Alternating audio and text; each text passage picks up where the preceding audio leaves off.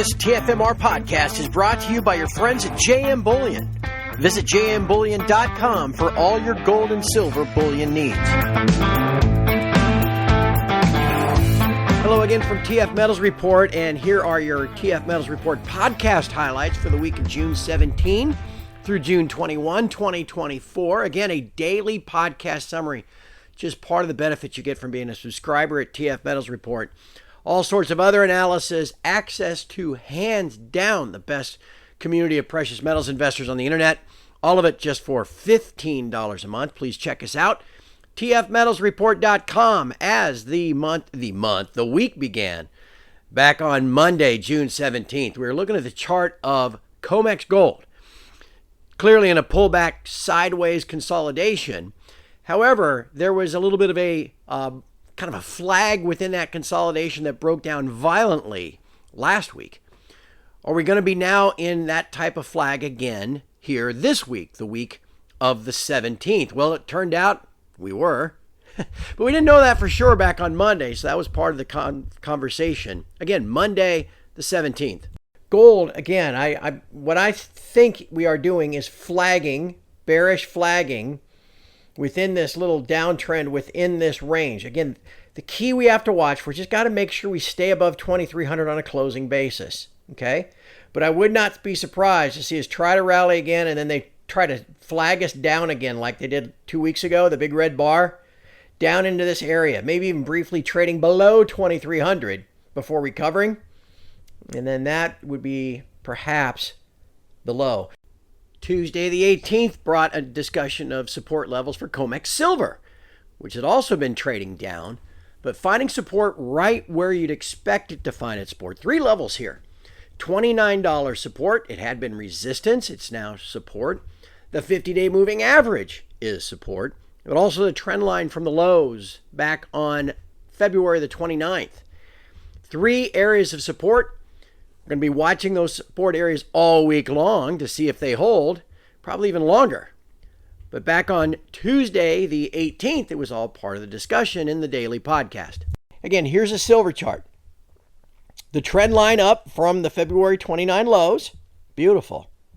The last little bull flag from the end of April to the early May is where that trend line is. And we're in a current bull flag in the same uptrend. Haven't given up the ghost yet. Now, they've tried. Oh, Lordy, have they tried. 4 days in a row.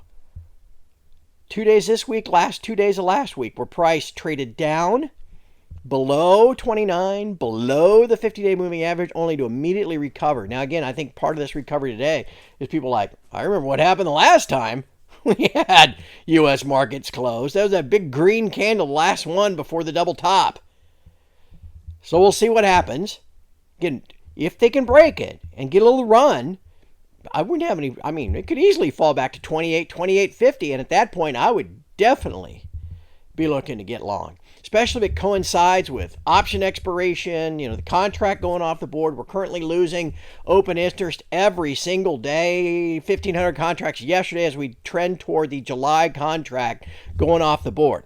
But options don't expire now for another week. Okay, probably, I haven't looked, but it's probably about next Wednesday, something like that, maybe next Thursday. So we got that hanging over our head. Then we got the contract going off the board. We got all these task spreads. That's probably how they jam price down today, legging out some of the task spreads that predictably, right as rain, came on between the 7th and the 12th. So we got work to do. They're going to keep running at us. But as long as we keep bouncing back, we're just in this little flag. All of the U.S. markets were closed on Wednesday, June the 19th, so there was no TFMR podcast that day. So let's fast forward now to Thursday the 20th and our Thursday conversation. Of course, your Thursday conversation, always a free public thread, something you always want to check out TF Metals Report for, even if you're not a subscriber. You can come in and listen, read all the comments, whatever you want to do. We always have great guests, and this week's guest was Michael Oliver. Michael been trading commodities for nearly 50 years. The experience and the wisdom you get from 50 years of watching these things just can't be gained any other way than through hard work. And Michael's got all kinds of wisdom and experience, and he was just great to have him stop by every once in a while and share some of it with us. So go to tfmetalsreport.com. Right on the home page, you can listen to it yourself. But here is about a minute of what Michael had to share with us. Again, this was from Thursday, June the 20th. And I think we've now entered the beginning part of the acceleration phase, meaning what broke out in March and April based on like annual momentum signals that were regeneration type signals after a horizontal range on momentum or on quarterly momentum. They both broke out at the same time. And they indicated, okay, the sleepy period that we saw from mid 2020 through 2023 on gold, where it kept going up to 2000 and getting whacked, go up to 2000 and get whacked. Yeah. But it kept coming back up there. Well, it not only did momentum break out, price also clearly broke out. And the same is true with the momentum action of the miners like GDX, for example, the ETF, or silver. So they did it in unison. So they said, we're awake now, okay? If we put you to sleep for the last 3 years, wake up, okay? I think they've entered the acceleration phase, and I think a lot of the upside action we're going to see has begun a month or two ago, and will continue for the next, let's say, 2 quarters. And on Friday, June 21st, the COMEX precious metals were smashed on Friday again. That is 3 out of the past 4 Fridays. Yeah, if it felt like deja vu all over again, it certainly was.